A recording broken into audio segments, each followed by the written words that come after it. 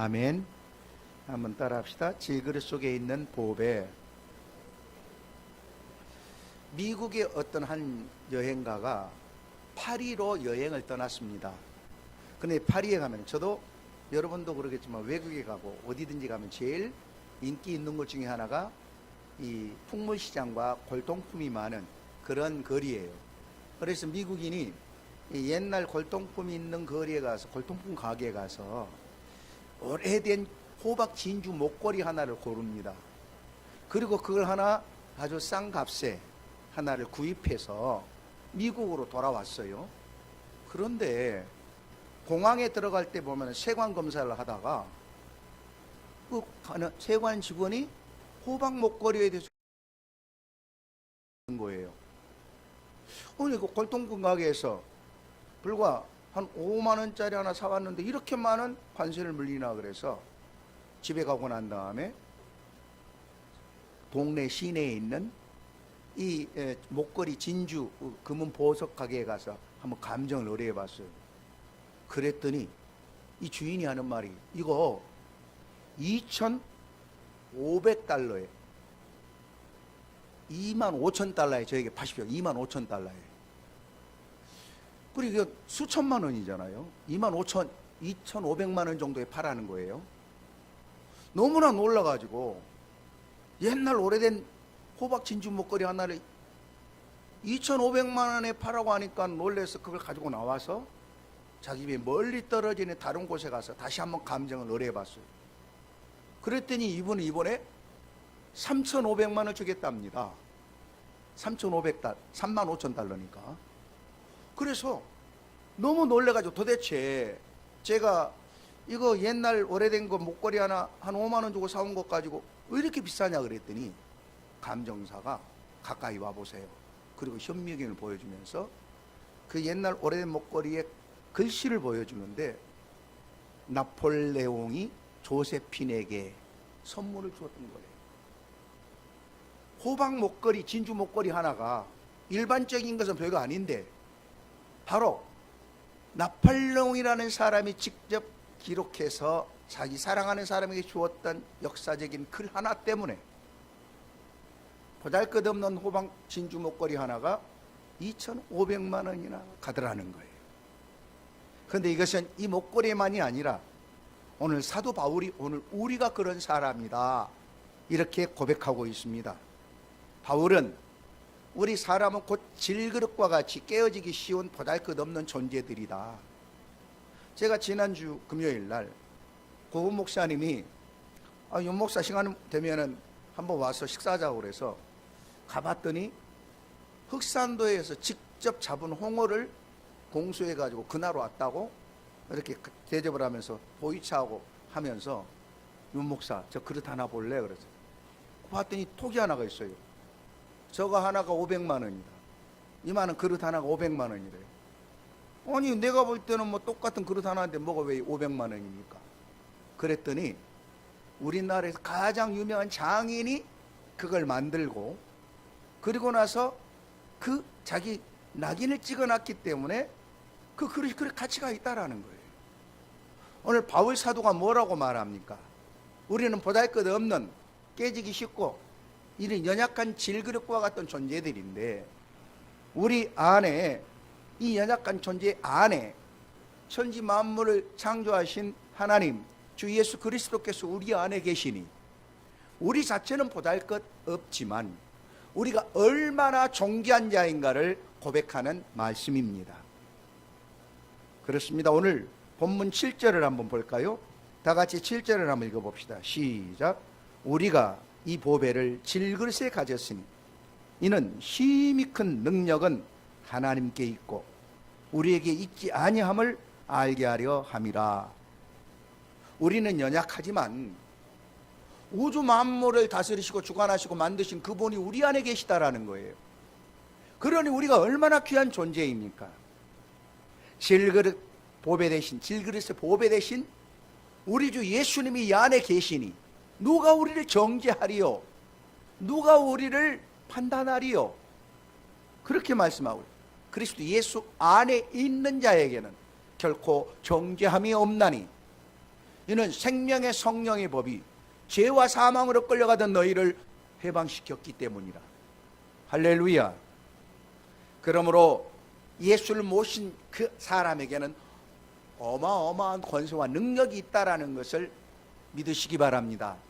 아무리 있어도 사용하지 않는 자는 지나치지만 그 예수 이름의 권세를 사용하는 자들에게는 상상할 수 없는 능력과 권능이 오늘 또 나타나고 있는 것을 기억합시다. 첫째로 한번 따라합시다. 사방으로 우겨쌈을 당하여도 쌓이지 않는다. 8절 같이 한번 읽어봅니다. 시작. 우리가 사방으로 우겨쌈을 당하여도 쌓이지 아니하며 답답한 일을 당하여도 낙심하지 아니하며, 이 말씀입니다. 사도 바울은 예수님 때문에 예수님이 부탁하신 복음 전도와 하나님 나라 증거를 위하여서 전도하다가 때때로는 잡혀서 포도즙이 찢어져서, 포도즙이 즙이 되려면 으깨어져야 되잖아요. 으깨어지듯이 사람들에게 둘러싸여서 짓밟힘을 당하고 으깨임을 당하고 고난을 당한다 하였습니다. 그러나 바울은 내게 능력 주시는 자 안에서 내가 모든 일을 해낼 수 있느니라. 아멘. 그의 속에 보배와 같은 예수님의 능력이 계시기 때문에 어떤 세상에 핍박과 으깨임 당하는 환난이 있다 할지라도 당당히 이겨낼 수 있다라고 고백하고 있습니다. 우리가 요즘 출애굽기를 보고 있는데, 출애굽기에 하나님이 모세를 통하여 아브라함과 이삭과 야곱에게 약속한 대로 그 자손을 노예 생활하는 애굽에서 구해내지 않습니까? 구해냈는데 말씀을 따라 쫓아왔더니 애굽의 군대가 분하여서 도저히 못 보내겠다고 죽이려고 쫓아오잖아요. 어마어마한 마차를 끌고 군대가 쳐들어올 때 이스라엘 백성 200만 명이 정신없이 도망가다가 끝에 다다르니 앞에 바다가 막고 있어서 건널 수 없고 뒤를 돌아보니 적들이 죽이려고 쫓아와요. 이런 가운데 완전히 갇힌바되어 죽을 수밖에 없는 상황이었어요. 그래서 백성들은 얼마나 원망하고 두려워합니까? 그때 모세는 하나님의 말씀을 가지고 뭐라고 그래요? 너희는 가만히 서서 오늘 하나님의 말씀대로 순종한 너희들을 위하여 하나님은 어떻게 싸우는가 너희들을 보라 말이야.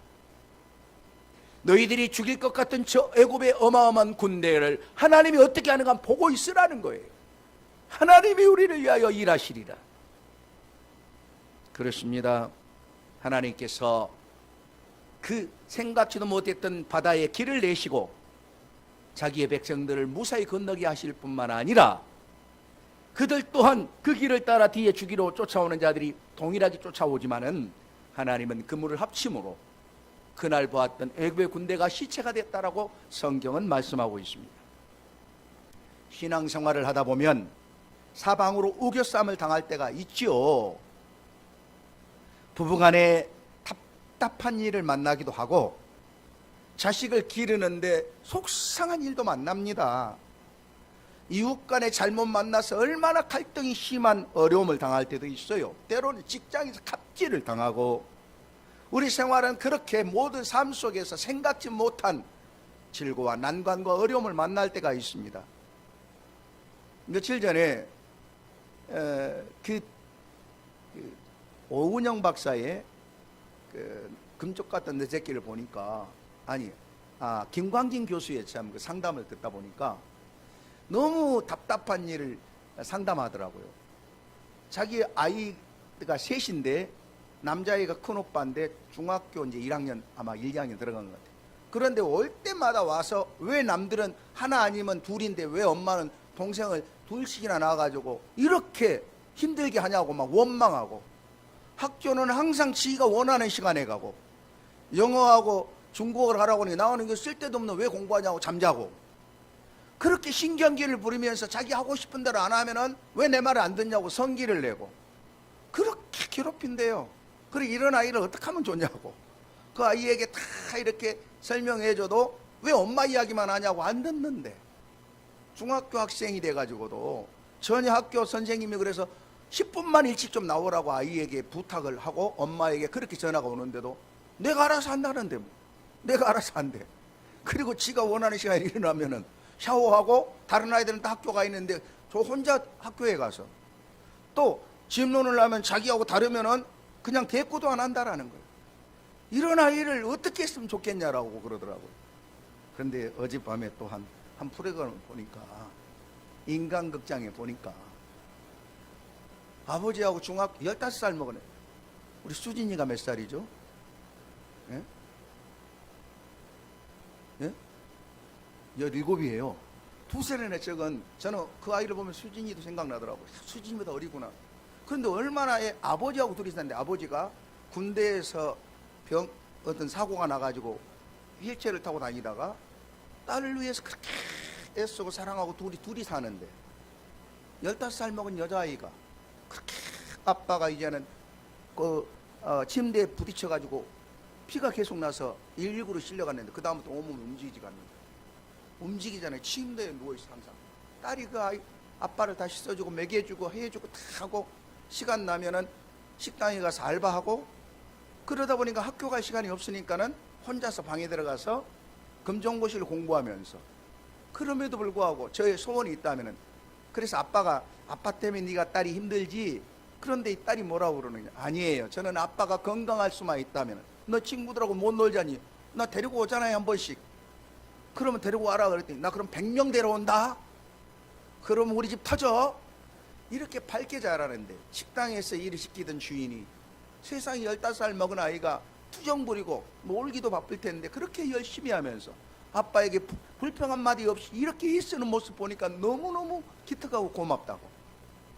그렇게 살아가면서 자기가 때로는 힘들고 쓰레기를 갖다 버리고 음식 쓰레기 버리고 음식을 만들고 그럴 때 심지어는 반찬 가게에 가서 이 멸우치를 사면서 아빠 칼슘을 대접하기 위해서 먹여주기 위해서 사면서 반찬 가게 아줌마에게 물어요. 이거 어떻게 만들 수 없나요? 그래. 그거 만들기 어렵지 않아. 그걸 볶아가지고 또 장기를 넣고 뭐 연 넣고 이렇게 하면 돼. 15살 먹은 아이가 그 사와가지고 정성껏 만들어서 아빠에게 먹여주는 거예요. 그러면서 음식 쓰레기 가지고 나가서 찬바람 앞에 있으면서 때로는 외롭고 때로는 힘들 때도 있지만은 저는 그때마다 아빠를 생각하면 마음을 다 잡습니다.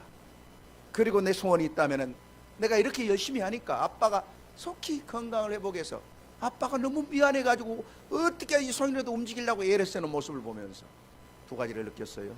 원하는 대로 다 해주는 두 동생 있는 오빠는 자기 하고 싶은 대로 안 한다고 신경질 내고 계속해서 모든 일을 따라가지 않지만은 그 어려운 환경 속에서 아빠와 함께 그렇게 대접하며 알바하며 공부하며 오직 아빠가 건강할 수만 있다면 나는 모든 걸 다 해도 괜찮아요 하는 이런 모습을 보면서 느꼈던 것은 사람이 복이라는 게 모든 조건이 갖춰져 있고 하고 싶은 대로 산다고 복이 아니잖아요. 이 아이는 아빠밖에 없는 침대에 누워있는 그 아빠를 위해서 병수발하고 음식을 만들고 알바하면서 살아가는 돈이 모자라서 때로는 움직이지 못하니까 병원에 한 번씩 가려면은 이제 이 아이가 머리 감고 있는데 아이를 불러요. 야, 내가 지금 오줌이 막혀가지고 너무 아프다. 막히니까는 119 구급대가 와서 싣고 가는데 긴급 상황에는 119가 무료로 하는데 긴급 상황에 고침받고 병원에 나올 때는 사설 차를 타니까 10만 원씩이던데요. 그게 한 달에 몇 번씩 그렇게 타니까 이렇게까지 하면서 살아가는 그 모습을 보면서 진짜 이 아이가 얼마나 아빠도 마음이 아파하는 것은 너무 빨리 철이 들어서 너무 많은 걸 해서 너무 미안하고 고맙다라고 말해요. 그런데도 그 아이는 아빠의 웃는 모습을 볼 때 행복하다라는 거예요. 오늘 우리가 말하는 것처럼 때로는 힘들고 어려운 일이 있다라고 해서 그것이 꼭 불행한 건 아니라는 거예요. 남들보다 열악하고 가난하고 부족하다라고 해서 그것이 나에게는 항상 손해가 아니라는 것을 참으로 오늘 말씀에 있는 것처럼 여호와는 참으로 나의 하나님이 되시고 나와 함께 하시기 때문에 어떤 시련과 환난이 와도 하나님이 그렇게 도와주시는 것을 느낄 수 있다라는 겁니다. 시편 3편 1절에 보면은 여호와여 나의 대적이 어찌 그리 많은지요 일어나 나를 치는 자가 많소이다. 그러나 다윗은 그와 같은 많은 사람들의 비난 속에서도 그는 낙심하지 않았다라고 그랬어요. 시편 3편 3절에 보면은 여호와여, 다 같이 한번 읽어봅시다. 시작. 여호와여, 주는 나의 방패시요 나의 영광이시요 나의 머리를 드시는 자니이시이다. 다윗은 반드시 하나님께서 원수의 목전에서 내게 상을 베푸실 것을 믿고 있고 확신하고 있습니다. 가난해졌다고, 병들었다고, 때로는 실패했다고 두려워하거나 염려하지 말고 낙심하지 말라는 겁니다. 혹 내가 무슨 잘못한 것이 있어서 다른 사람들로부터 무시당하고 손가락질을 받는다 할지라도 하나님이 나를 사랑하고 지켜주신 그 은혜는 변치 않는다라는 거예요. 내가 실수하고 내가 모자라서 사람 피해를 주고 아픔을 주어서 무시를 당할지라도 하나님은 나를 무시하지 않으시고 사랑하는 자여, 내가 내 영혼을 잘된 같이 범사가 잘되고 강건하게 하리라. 하나님은 함께 하심을 믿습니다. 로마서 8장 35절 39절, 제가 그토록 가난 속에서 못 배우고 청계천 바닥을 헤매면서도 주경야독으로 열심히 할 때 이 말씀이 저에게 가장 힘이었어요. 한번 읽어봅시다. 시작. 누가 우리를 그리스도의 사랑에서 끊으리요? 환난이나 공고나 핍박이나 기근이나 적신이나 칼이랴. 기록된 바 우리가 종일 주를 위하여 죽임을 당하게 되며 도살할 양같이 여김을 받았나이다 함과 같으니라. 그러나 이 모든 일에 우리를 사랑하시는 이로 말미암아 넉넉히 이기느니라.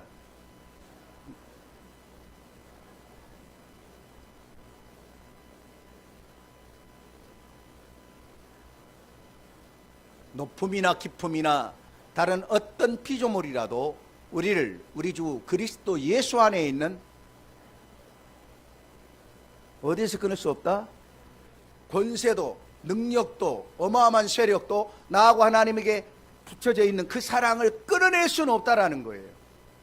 할렐루야. 교회가 그리스도인들이 박해받을 때, 특히 로마 시대에 그 사회적 지도층이 저 사람만 꺾으면 다른 사람들이 다 그걸 떠나겠는데 그 지도자 한 사람이 안 꺾어지는 거예요. 그래서 그 사람에게 데려다가 감옥에 가두고 너가 계속 그러면 이제 영원히 감옥에 있겠다 할 때, 저를 감옥에 넣는다 할지라도 나는 하나님의 사랑과 은혜가 더 고마울 뿐입니다. 왜 그러느냐 그래. 내가 바쁘게 살다가 감옥에 있으면 오직 주님은 나와 단둘이서 기도할 수 있기 때문입니다. 그러면 저 사람을 엄청나게 고문하고 때려서 고통을 줘라. 그때 뭐라고 합니까? 그 고통이 있다면 저는 감사할 뿐입니다. 왜 감사하냐? 하나님이 약속하시기를 나를 위하여 매를 맞고 핍박을 받고 고난을 당하면 내가 기억하고 너를 위하여 상이 있으리라 하셨기 때문입니다. 나는 상을 받기 때문이다. 그럼 차라리 너를 죽여서 없애버리겠다. 그때 나는 그렇다면 더 감사할 일입니다. 왜 무엇이 감사하냐? 이 세상에 태어났다 다 죽게 됩니다. 그런데 하나님이 약속하시기를 나를 위하여 핍박을 받고 죽임을 순교를 당한다면 나는 영원한 세상의 영원한 영광을 너에게 주리라고 하셨기에, 잠깐의 죽는 순간이 지난 순간에 영원한 영광의 세계에 들어갈 수 있기 때문입니다. 그때 황제는 탄식하며 말했다라고 하죠. 어떻게 하면 너를 괴롭히고 예수에게 떠나게 할 수 있겠느냐? 오늘 로마서의 말씀이 바로 바울이 그런 고백이에요. 누가 우리를 하나님의 그 큰 사랑과 은혜 가운데 끊어낼 수 있겠느냐라는 거예요. 하나님을 모시고 살아가는 사람은 이처럼 답답한 일을 당하여도 낙심하지 않습니다. 내 속에 보배로우신 우리 주 예수님이 나와 함께 하시기 때문에. 그럴 때 모세가 그랬던 것처럼 위를 바라보세요. 하나님을 바라보면 세상의 문제는 풀리지 않습니까? 우리가 하늘을 향하여서 바라볼 때 열린 문이 열릴 줄 믿습니다. 둘째로 따라해 볼까요? 핍박을 받아도 버림받지 않는다. 9절 같이 한번 읽어보겠습니다. 시작. 박해를 받아도 버림받지 아니하며 거꾸러뜨림을 당하여도 망하지 아니하고. 어느 시대에나 역사를 볼 때 보배 되시는 예수님을 마음속에 모시면 교회는 엄청난 핍박을 받았던 게 사실이에요. 로마의 네로 황제로부터 시작해서 디오클레시안 황제까지 300년간 교회는 상상할 수 없는 박해와 핍박을 받았지요. 원형극장에서, 여러분 지금도 가면은 로마에 가면 원형극장 있잖아요. 그 앞에 원형극장 두 양쪽에 그 관중석에서 사람들은 그 밑에 있는 극장 안에 사자를 가둬놨다가 3일 굶겨서 예수 믿는 사람 풀어놓으면 굶은 사자가 예수 믿는 사람, 운동장에 나와 있는 사람을 찾아가 살치고 잡아먹어 뜯어서 뼈만 남기는 게 얼마나 많이 있었던 사실입니까? 이러한 핍박과 박해 속에서도 때로는 예수 믿는다는 이유로 잡혀가서 사람들이 잔치하고 연회를 베풀 때 횃불 대신에 사람을 기름 부어가지고 밤새껏 태워 죽였다고도 하지 않습니까? 그러나 300년이 지난 콘스탄티누스 황제 때 주후 313년에 밀라노 칙령을 내려서 기독교를 인정하게 되었고, 392년에 데오도시우스 황제 때 기독교를 국교로 선포해서 로마 치하에 있는 모든 나라는 예수를 믿게 만들었던 복음의 역사가 역사 속에서 우리를 증언하고 있습니다. 한국 기독교의 역사는 어떻습니까? 그 핍박을 보아도 알 수 있지요. 여러분, 우리나라에서 기독교가 가장 박해받던 시대가 언제인 줄 압니까? 대원군 시대예요. 대원군 시대에 선교사 12명 중에 6명이 목 잘라 순교를 당하고 예수 믿는 사람은 6총까지 처형을 당했는데, 그렇게 해서 8,000명의 신자가 죽음을 당했습니다. 그 유명한 장소 여러분 한번 갔다 오셨죠? 그 예수 믿는 사람 잡아가지고 목을 잘라서 끝임없이 죽였더니 그 피가 한강에서 피바다가 되었던 그 산을 뭐라고 그래요? 절두산이라고 그래요. 양화진인데, 그 양화진은 그 고종 황제가 자기를 치료했던 의사들을 위하여서 양화진에다가 그 죽은 사람들이 묘를 쓰게 했는데, 대원군이 집권하면서 예수 믿는 사람을 8총까지 잡아다가 절두산이라는 목을 잘라 죽였어요. 그래서 그때 당시에 8,000명이 죽어서 피바다가 그 양화진 바다, 그 한강에 피바다가 되었던 역사가 있습니다.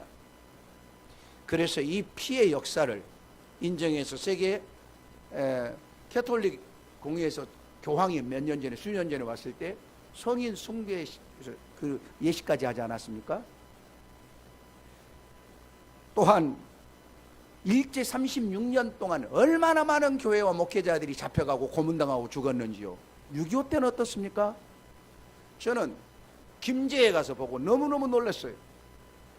성지순례, 국내 성지순례를 갔다가 김제교회가 사진이 다 있는데, 교인의 56명 전체가 다 공산군이 쳐들어와서 잡혀가지고 다 죽음을 당해. 어떻게 죽음을 당했느냐? 지나가지 못한 아이들, 이제 6살, 7살 먹은 아이들까지 공산군들이 끌고 가서 사람마다 이만한 돌덩어리를 목에다 묶어서 큰 바다, 물이 들어오면은, 밀물이 오면 높죠. 거기다가 던졌어요. 그래서 원뚝에서 떨어질 찰나에 있을 때 6살 먹은 아이가 엄마에게 그렇게 무서워서 묻습니다. 엄마, 나 죽기 싫어. 나 죽으면 어떻게 돼? 이제 어떻게 되는 거야? 너무 무서워. 그 교인, 김제교회에 있는 교인들이 하나둘 떨어지게 하는데 엄마가 그때 아이를 안고 하는 말이 있습니다. 애야, 잠시만 기다리면 예수님 품에 안긴단다. 네가 이 물에 떨어져서 잠시 동안 고생하지만 그 뒤에는 예수님이 너를 안아주시는 하나님 나라에 가게 돼. 이렇게까지 공산주의자들이 이하여서 6.25 때 수없이 많은 교회가 학살을 당하고 죽임을 당하였습니다. 그러나 기독교가 말살되었습니까? 한국 교회는 지금 7만 교회, 12만 종, 1,000만 성도가 있는 세계적인 복음의 꽃을 피우는 나라가 되지 않았습니까? 핍박이 크면 클수록 오히려 신앙은 강해지고 더욱 주님께 헌신하게 됩니다. 너무나 아니라고 평안하면 잊어버리고 거기에 주어진 삶에 안주하지만, 예수 때문에, 믿음 때문에 욕먹고 고난당하면 주님을 의지할 수밖에 없지 않습니까? 하나님만을 바라볼 수밖에 없지 않습니까? 저들이 아무리 핍박을 받는다 할지라도 교회는 하나님께 더욱 강성하게 하시어 종래에 승리하게 하실 줄 믿습니다. 마지막 셋째로 따라합시다. 거꾸로 뜨림을 당하여도 망하지 않는다. 9절 같이 한번 다시 읽어봅시다. 시작. 박해를 받아도 버림받지 아니하며 거꾸로 뜨림을 당하여도 망하지 아니한다.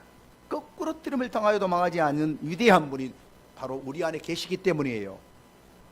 원수 마귀는 예수 그리스도 십자가에다 거꾸로 뜨렸죠. 예? 로마의 군병과 대제사장들은 예수를 십자가에 죽여서 승리했다라고 외쳤죠. 그러나 예수가 실패한 겁니까? 예수가 결국에는 다 끝나버린 건가요? 성경은 뭐라고 그래요? 그는 근본 하나님의 본체시나 하나님처럼 능력과 권세를 사용하지 않으셨고 자기를 멸망하는 그 조소하는 사람들을 위하여서 죽음까지 받들며 하나님의 뜻에 따라 복종하였더니 하나님의 그를 부활하시고 높이어서 모든 이름 위에 뛰어나게 하사 모든 무릎을 그 앞에 꿇게 하셨느니라. 제가 요즘에 이제 이 십자가 문제라든가 도전 때문에 끊임없이 도전을 받고 속상할 때가 많이 있었잖아요. 사실 그때마다 갈등이 많죠. 여러 가지 생각이 있지만은 그러나 이제 여러 소리를 듣네. 그 가운데 하나님의 음성 가끔 잘 들어요. 그 중에 하나가 목사가 나서면은 싸우면은 하나님 영광가니까 하나님이 나서서 개입하도록 기도를 하자. 그 이야기였고, 두 번째로는 지난 토요일 날 변호사가 직접 우리 교회, 참 고마운 일이죠. 정말 그 변호사는 시간이 돈인데 찾아와서 1시간 이상을 1시간 반 정도를 같이 이야기하면서 그러면서 결론은 변호사가 말하는 건 이게 정말 못마땅하지만은 올라가서 보니까 옥상도 아니고 피해도 안 주는데 왜 그러는지 참 못됐다. 그러나 결론은 뭐냐? 집합 건물에 사유자사를 인정하는 그러한 지금은 시대의 법규로 인하여서 한 개인이 공용 부분을 개인적으로 사용할 수 시비가 걸면은 소송에 가면은 절대적으로 불리합니다. 이야기를 하더라고요. 그래서 제가 그랬어요. 진짜 그러면 이걸 제거해야 되겠는데 저 십자가 내리고 나면은 그 여자는 기고만장해서 봐라 내가 말하면 다 되지 않느냐 목사도 꼼짝 못해 이러지 않겠냐고 아마 승리했다고 기고만장할 것 같아요. 그랬더니 이 변호사 갑자기 겸손하게 이렇게 하더니 목사님 정말 외람됩니다마는 저도 아버님이 상가에서 목회하면서 고생 많이 한 거 너무 많이 겪었어요. 그런데 목사님 예수님이 십자가에서 로마 군병이나 원수 마귀가 죽였다라고 실패한 겁니까? 주님은 승리하지 않았습니까? 분명코 목사님이 그런 부분에 대해서 아픔이 있지만은 하나님의 뜻을 따라서 인내하고 그렇게 하나님의 뜻을 따르면은 그건 승리합니다. 요즘은 저는요 목사보다 믿음 좋은 사람들을 많이 만나요. 목사보다 믿음 좋은 아니 이 친구가 그 전 토요일 날 한번 만나자고 그랬더니 금요일 날 늦게까지 서초동 사무실에서 일하면서 목사님 저는 오늘 저녁에 교회에 가서 철학기도 가야 합니다. 세상에 변호사 그 바쁜 사람이 철학기도 가서 기도하겠대요. 어디로 가냐고 그랬더니 독립문에 있는 성결교회 갑니다. 이렇게까지 열심을 내는 믿음의 사람들이 때로는 저에게 부족함을 말씀을 통하여 위로하시고 협력하는 것을 많이 느껴요. 다시 말씀합니다. 오늘 우리가 때로는 세상적 인간적으로 볼 때는 거꾸로 뜨림을 당하고 또한 이렇게 어려움을 당하여도 망하지 않는다라는 거예요. 할렐루야. 교회의 머리가 되시는 주 예수께서 궁극적으로는 저는 한 가지 사실 십자가를 우리는 법에 의해서 내릴 수 있습니다. 그리고 또한 22년이 됐기 때문에 얼마 전에 시에서 오래된 노후화된 그런 십자가 이 부분으로 조사까지 왔다 갔어요. 그런데 한편으로 진짜 두려운 것은 하나님이 살아계신 이상 십자가를 가지고 시비를 거는 이 사람에게 하나님께서 역사할 것이다. 분명히 하나님의 복음의 상징인 십자가를 내리게 한다면 그렇다면 하나님께서 그 대상자를 하나님이 손보실 것이다. 그러나 다시 한번 고린도후서 5장 1절에 만일 땅에 있는 우리의 장막집이 무너지면 하나님께서 지으신 집 결코 손으로 지은 것이 아니요 하늘에 있는 영원한 집이 우리에게 있는 줄 아느니라. 인간적인 면에서는 연약하고 답답한 일을 당하고 거꾸로 뜸을 당하여도 결코 그리스도는 망하지 않습니다. 스데반은 복음을 전하다가 잡혀가서 돌에 얻어맞아 죽지 않습니까? 그런데요, 스데반이 돌에 맞아서 이제 생명을 잃어가는 상황에 성경은 뭐라고 말합니까? 돌에 맞아 죽는다고 하면 고통스러워야 되고 원망해야 되는데 찬송이 터져나오고 해같이 빛나더라고 그랬어요. 얼굴이. 이거요, 하나님이 살아계신 증거입니다. 왜 그랬어요? 스데반의 성경에 보면은 그가 얼굴을 들어 죽어가면서 하늘을 쳐다보니 하늘문이 열렸다라고 그랬어요. 그리고 주 예수께서 그를 맞이하시더라는 거예요. 아멘. 사랑하는 성도 여러분, 믿는 자에게도 답답한 일을 만나고 사방으로 우겨쌈을 당하는 위기의 순간은 찾아옵니다. 생각해 보세요. 여러분, 우리가 예수 믿는다라고 그래서 질그릇이 금그릇으로 바뀌는 건 아니라는 걸 알아야 돼요. 예수를 믿어도 병에 걸리지 않는다라고 누가 말할 수 있습니까? 사기 안 당한다고 늙지 않는다고 말할 수 없어요. 피곤해하지도 않는 것, 예수를 믿어 동일하게 우리는 질그릇으로 남아 있어요. 그러나 예전에는 그 문제 때문에 스스로 절망하고 포기하고 모든 것을 떠나고 실패자 인생이었다면, 예수 안에 있는 자는, 결코 그리스도 예수 안에 있는 자는 그런 일을 통하여 더 온전해지고 강건해지고 하나님의 역사가 나타날 줄 믿습니다. 어떤 때 건강의 문제로, 직장과 경제, 자녀의 인간관계로 어려움이 있다 할지라도 우리는 예수 안에 있는 믿음의 사람들은 주께서 함께 하심으로 종래에는 승리하리라는 것을 믿으십시다. 중요한 것은 하나님께서 이 질그릇 같은 우리 안에 보배이신 예수를 담아두셨다라는 거예요. 그러므로 우리는 어떤 환경 속에 놓인다 할지라도 좌절해서는 안 됩니다. 능력이 힘이 큰 것은 우리에게 있는 것이 아니라 내 안에 계신 예수 안에 있기 때문입니다.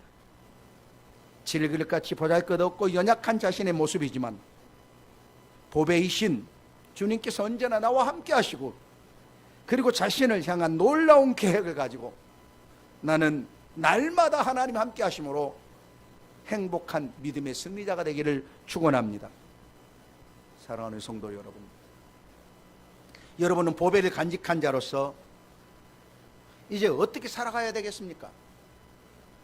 우리가 사방으로 우겨쌈을 당하여도 쌓이지 아니하며, 답답한 일을 당하여도 낙심하지 아니하며, 핍박을 받아도 버림받지 아니하며, 또 꾸러뜨림을 당하여도 망하지 아니하므로 그런 저와 여러분 되기를 축원합니다. 저와 여러분이 질그릇에 보배를 가진 사람들이라는 것을 늘 기억합시다. 이 보배를 절대로 빼앗기지 않는 믿음의 사람, 승리하는 저와 여러분 되기를 예수님의 이름으로 축원합니다. 할렐루야. 하나님 아버지, 세상 살아가는 동안에 우리를 천국 부르시는 그날까지 때로는 생각지 못한 답답한 일과 우겨쌈을 당하고 핍박을 받을지라도 분명코 우리 안에 계신 예수로 말미암아 넉넉히 이길 힘을 주시고 피할 길을 주시고 승리하게 하실 것을 믿사오니, 주여 우리의 생각대로 놔두지 마시고 약속하신 성령을 우리 안에 충만하게 하시어 어떤 경우에라도 말씀에 따라 믿음으로 반응하는 승리자의 삶을 살아가게 하여 주옵소서. 예수님의 이름으로 기도하옵나이다.